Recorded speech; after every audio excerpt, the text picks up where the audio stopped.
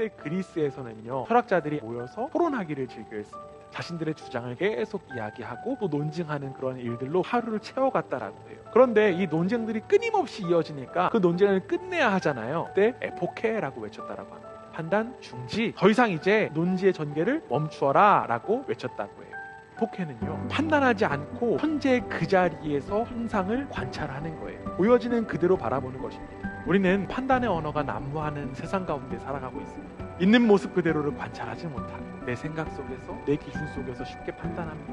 그리고 더 나아가 우리 가운데는요, 신앙을 기준으로 판단하고 정죄하는 거예요. 가정에서, 직장에서, 학교에서, 그리고 우리의 머무르는 교회에서까지 우리는 수많은 판단과 정죄의 시선으로 바라보고 이야기할 때가 너무나도 많습니다. 그런데 여러분, 예수님 어떠셨습니까? 예수님은요, 이 여인을 향해서 판단의 시선, 판단의 언어로 대하지 않으셨습니다. 예수님은 이 여인을 있는 모습 그대로 받아주셨어요. 이 여인을 향한 예수님의 말 한마디는 수천 마디의 판단보다 큰 울림이 되었을 것입니다. 그녀의 삶을 공감하고 회복하는 빛과 같은 말씀이 바로 예수님의 말씀이었던 것입니다. 그리고 그 맥락에서 오늘 우리가 함께 읽은 8장 12절을 바라봐요.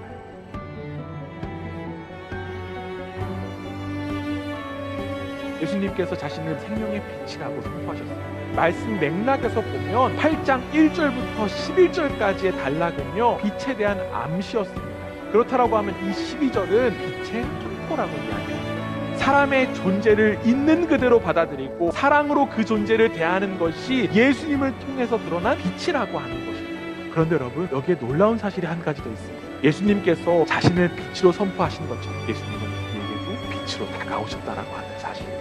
예수님 안에 있을 때에 우리에게 정죄와 판단은 미미한 것입니다. 왜냐하면 예수님은 땅 가운데 우리를 심판하러 오신 것이 아니라 구원하러 오셨어요. 예수님은 우리를 정죄하러 오신 것이 아니라 우리를 구원하러 오셨습니다. 물론 우리의 행동으로 인하여서 우리는 정죄받아야 마땅합니다. 우리는 판단받아야 마땅하고 우리는 심판받아야 마땅해요. 그러나 예수님은요, 우리의 존재의 귀함, 특별히 우리 속에 있는 하나님의 형상의 그 귀함을 바라보시고 우리를 있는 모습 그대로 받아주셨습니다.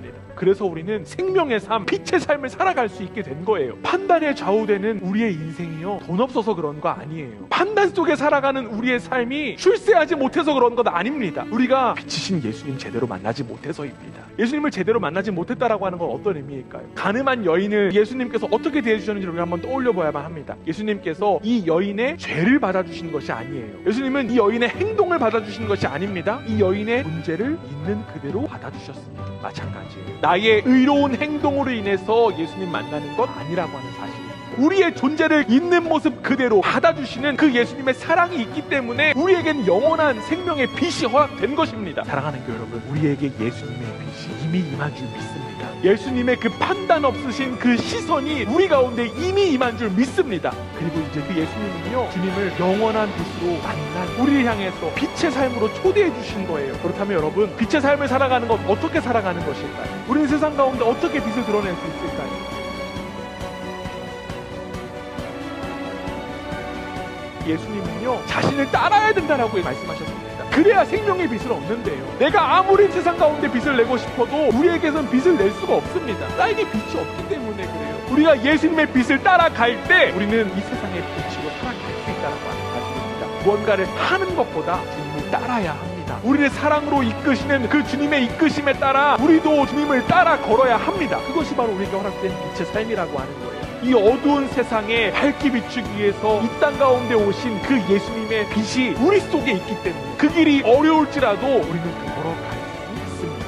겉모습으로 판단하고 정죄하고 비난하는 눈과 입술에서 벗어나 이제는 있는 모습, 내 존재를 대하신 그 주님의 마음을 닮아 이 세상을 품고 비추어 나가는 귀한 한 명 한 명이 되는 주님의 이름으로 축원합니다.